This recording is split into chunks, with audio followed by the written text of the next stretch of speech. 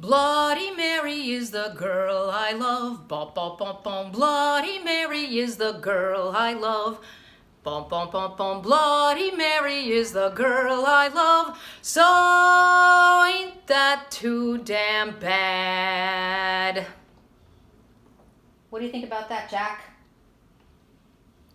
Not really impressed.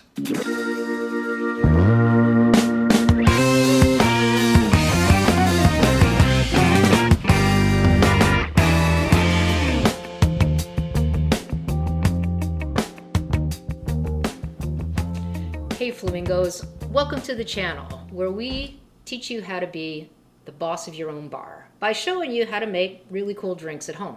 It's easy, and you can too. Today, as you can tell by our opening number, we're going to talk about the Bloody Mary. A Bloody Mary is usually considered by some as sort of a bracer after possibly a long night of drinking. Doesn't necessarily need to be that. It's kind of a brunch drink. People look at it as something in the morning. Not a lot of people drink it in the evening. But after your first cup of coffee, a Bloody Mary as a hair of the dog is actually a pretty good thing. Bloody Mary, like many drinks, has got a checkered background. A lot of people say they invented it. A lot of people say there's this, that, and the other thing in it. But I look at a Bloody Mary as a palate. All right, it's not like a lot of drinks where you need to really stick with, what the ingredients are. I think that this is like one of the most creative drinks that you can make. And you can use a lot of stuff that's in your own refrigerator. If you look at what we've got going on here, I've got like lemons and cucumbers and celery and, all sorts of stuff. Olives, all sorts of spices and all that kind of jazz. So Bloody Mary, is it a drink? Is it a salad? Is it a centerpiece? Who knows? But you're going to figure it out with me. All right, so what I have here, I have this really nice mixing glass that a lot of times I use to make my old fashions, but today it's going to be my Bloody Mary mixer. And so we're going to start right away. The first thing that I'm going to put in there is going to be a little bit, this is something that I put into my Bloody Marys all the time, and it is horseradish. Now, it varies, if you're making stuff for people who are not quite, don't have quite the, capability here, you probably should not put too much in. But I put in a good scoop. I'm going to make two. So yeah, that looks like a lot, but it isn't really. All right. I'm also going to squeeze in a nice lemon. I'm going to throw that in there. What else can I put in here? We're going to put some Worcestershire sauce.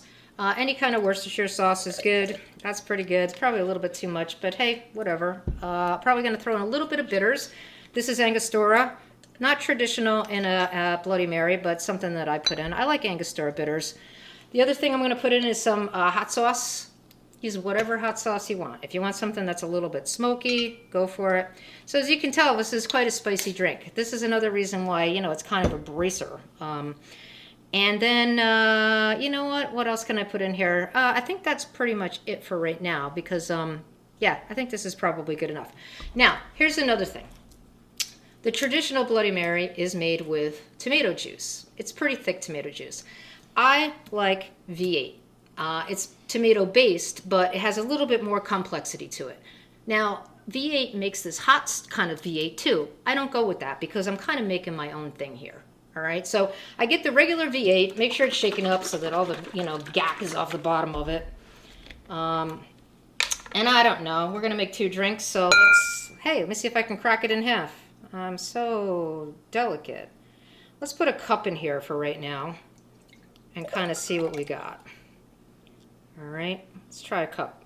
That looks about right. Let's try this for now. All right, we'll put this over here. Now, the other thing that is in a Bloody Mary that I use, this is pretty traditional, and you know me, I'm not really a traditional kind of gal, but I kind of like vodka. And we're using Tito's, America's Original. Hey, if you'd like to sponsor us, Tito's, here we are. A friend of mine, Terri, brought this to me, and so I am using it for our Bloody Mary today. Since I'm making two of these things, I'm probably going to put in 4 ounces. So let's do that. That's the whole cup. Let's put it in. Now, a lot of people say you do 50-50. It is, you know what? We're doing not really 50-50 because the tomato juice was 8 ounces, and we're putting in 4 ounces of this stuff. The other thing we want to do now is throw some ice in here. Let's throw some of that in, see if I can get this all on my shirt. Because, as I have said many times before, ice and coldness counts in making a drink. So, we're going to let this sit here, and we're going to stir this up. Now, you can tell I am a horseradish fiend. Looks pretty good. I have to tell you, not good enough. I need just a little bit more horseradish. A lot of times I'll put salt and pepper in here. You don't really need to put salt and pepper in here because the V8 itself has a lot of salt in it. And quite frankly, we've got a heck of a lot of spice in here. And I'm going to show you something else as well. So let's get rid of this guy over here. Now, let's talk about what we're going to serve this thing in. There are many things you can serve a Bloody Mary in. This is a typical martini glass. You can put it in that and you can sip it out. This is just a double old-fashioned. You can put that in there. It's perfectly usable. I also I've used just regular shaker cups, you know, like glass pint cups. But today, for you beautiful people, I'm going to try something new and spectacular, probably never tried before, in the world of Bloody Marys. I'm going to use a Pilsner glass, and we'll see how much I can get all over the place. All right, let's throw some ice in here, and I've got that already stirred up. We're going to throw this in. Hey, you know what? Here's what I did. I did something before. Hey, let's back up. I want to show you something first. And I don't necessarily need to do this for myself, but I will do this for the beautiful demo that we're doing here. I've got this, it's a condiment called Slap Yo Mama that I got from a very good friend of mine, Anne. And I'm going to use it as a cover, as a rim, whatever the heck this is. You put it on the rim. All right, so I'm going to put it on the rim here because it's got a lot of salt and a lot of pepper in it. It's got a lot of flavor. And for a Bloody Mary, so see that? See how cool that is? All right, now I'm going to try to put the ice back in. That should be really fun. I use my hands on a lot of the stuff. Of course, you know, wash your hands before you mix your drinks. Makes sense, right? All right, so there's that. All right, cool beans. The next thing we're going to do is I'm going to partially garnish the drink because it's a lot easier to garnish it before probably you put the ice in. But again, I always do things the hard way, and you learn with me, people. Learn with me. So when you're using a Pilsner glass and you really want to put your garnish into your really cool Pilsner glass. Look at that. So it's like a really beautiful garden. See? So here's the deal with drinks. It's like a stool, all right? It's like a bar stool. Think of it like that. You've got the looks of it, you've got the smell of it, and you got the taste of it. So you want the looks to be beautiful. You want the smell to just knock your socks off, and you want the taste to be great. So why we have to, you know, we want to start with the looks. So here's what we have here. Let's see. This is going to be exciting because there's a heck of a lot of ice in here, and we'll see what happens here. Let me see if I can get this in here, and then we'll figure it out. So we've got one that's got the Slap Yo Mama on it, and one without Slap Yo Mama. I'm going to take this. It's nice and cold. I can feel it. I'm going to see if I can get this in here. All right, we'll pour this guy in. And this is a drink that you can make for a bunch of people.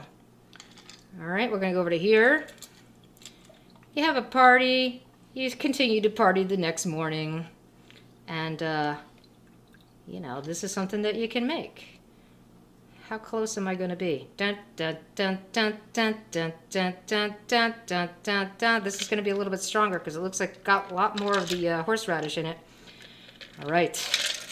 Now, we continue our garnish routine with, you can garnish these things with all sorts of stuff. I've seen people put shrimp cocktails into it.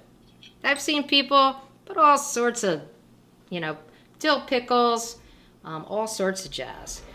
So that is kind of what I'm digging here. I'm digging the whole, you hand this off to somebody, it's beautiful, it's extremely tasty, and I'm going to take a taste of it just to like let you know how special it is. There's a lot of things that you can put in. Quite frankly, I forgot a couple of things. I didn't put in any of my garlic powder. There's some celery seed. You can throw that stuff in. You can put in whatever you want. But it's a beautiful drink. Like I say, I use it as a bracer kind of for the morning after, and so I'm going to see what we have. I'm actually going to try this one, and I'll leave this one for my special guest.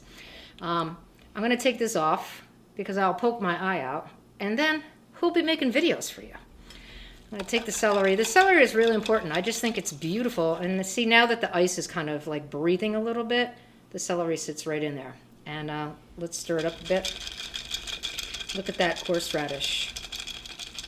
This is gonna rock.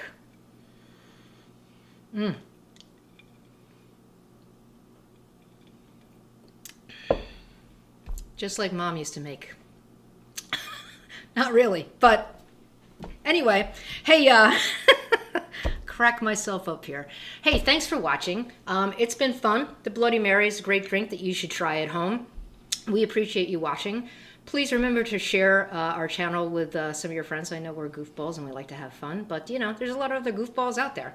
As I say, have fun, be yourself, drink and live responsibly, and we'll catch you in the next video. Cheers!